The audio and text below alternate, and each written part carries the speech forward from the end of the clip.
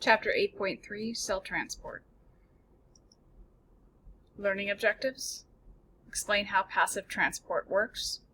Explain how active transport works. Every living cell exists in a liquid environment. One of the most important processes carried out by the cell membrane is to keep the cell in homeostasis. Homeostasis is a state of relatively constant internal physical and chemical conditions. It does this by regulating the movement of molecules and other substances from one side of the membrane to the other side. The cytoplasm consists of many different substances dissolved in water. The process by which particles move from an area of higher concentration to the area of lower concentration is known as diffusion. Diffusion is the driving force behind the movement of many substances across the cell membrane.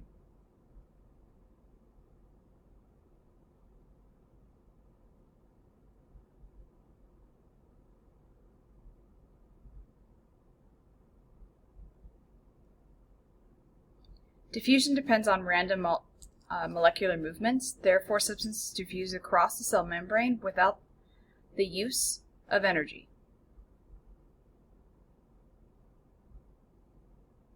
This is known as passive transport.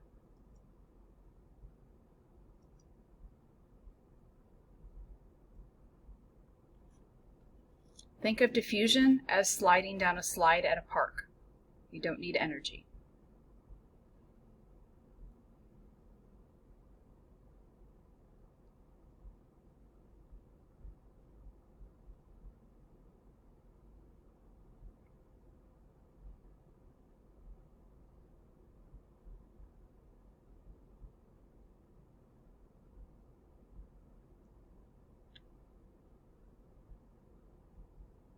Since cell membranes are built around lipid bilayers, the molecules that pass through them most easily are small and uncharged.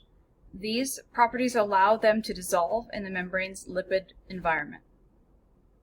Proteins in the cell membrane act as carriers or channels, making it easy for certain molecules to cross.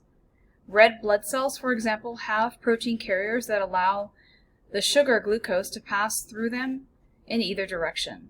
These channels facilitate or help the diffusion of large glucose molecules across the membrane.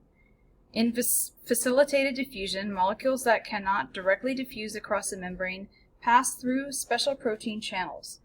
Hundreds of different proteins allow substances to cross the cell membrane. Although facilitated diffusion is fast and specific to certain molecules, it is still diffusion, so it does not require the use of any cell energy.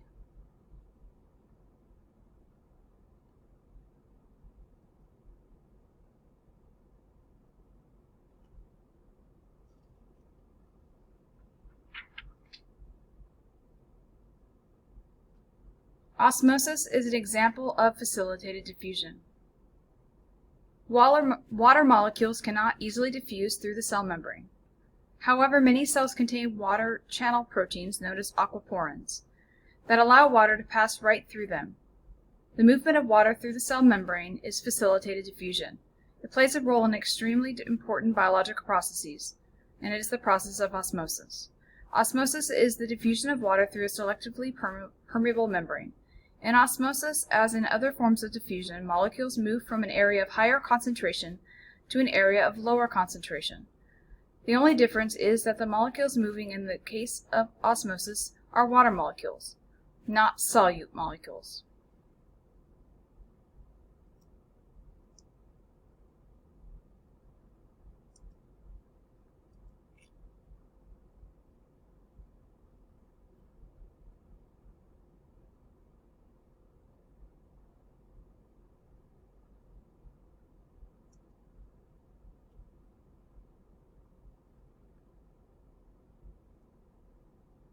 Water will tend to move across the membrane until equilibrium is reached. At that point, the concentrations of water and sugar will be the same on both sides of the membrane. When this happens, the two solutions will be isotonic, which means same strength. Note that strength refers to the amount of solute, not water. When the experiment began, the more concentrated sugar solution on the right side of the tube was hypertonic, or above strength, compared to the left side. So the dilute sugar solution was hypotonic, or below strength.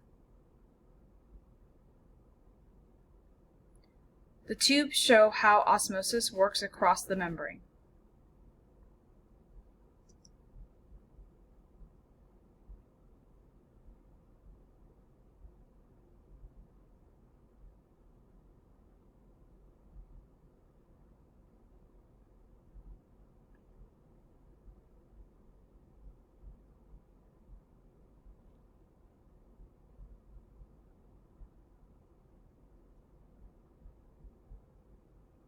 Driven by the differences in solute concentration, the net movement of water out of or onto the cell produces a force known as osmotic pressure. Osmotic pressure can cause an animal cell in a hypertonic solution to shrink and one in a hypotonic solution to swell. Because cells contain salts, sugars, proteins, and other dissolved molecules, they are almost always hypertonic to fresh water.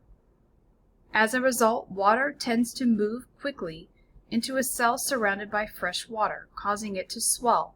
Eventually, the cell may burst like an overinflated balloon. In plant cells, osmotic pressure can cause changes in the size of the central vacuole, which shrinks or swells as water moves into or out of the cell.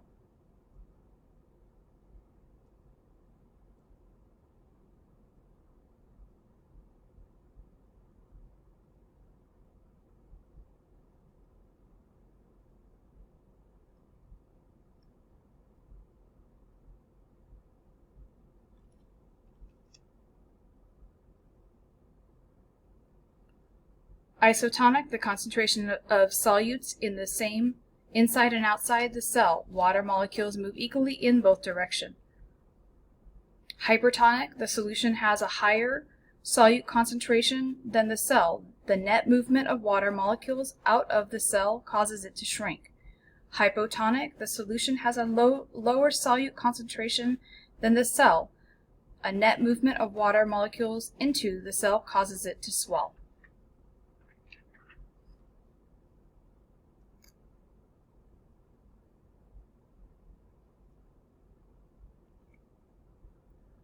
Although diffusion is useful, cells sometimes must transport materials against the concentration difference. The movement of materials against a concentration difference is known as active transport, and this requires energy. Now think of a slide at a park and children running up the slide. This requires great energy. The active transport of small molecules or ions across a cell membrane is generally carried out by transport proteins, or protein pumps, that are found in the membrane. Larger molecules and clumps of material can also be actively transported across the cell membrane by processes known as endocytosis and exocytosis. The transport of these larger materials sometimes involves changes in the shape of the cell membrane. The major types of active transport are shown in this slide and the next slide. Protein pumps. Energy from ATP is used to pump small molecules and ions across the cell membrane. Active transport proteins change shape during the process, binding substances on one side of the membrane and releasing them on the other. Endocytosis. The membrane forms a pocket around the particle. The pocket then breaks loose from the cell membrane and forms a vesicle within the cytoplasm. Exocytosis. The membrane of the vesicle surrounds the material, then fuses with the cell membrane. The contents are forced out of the cell.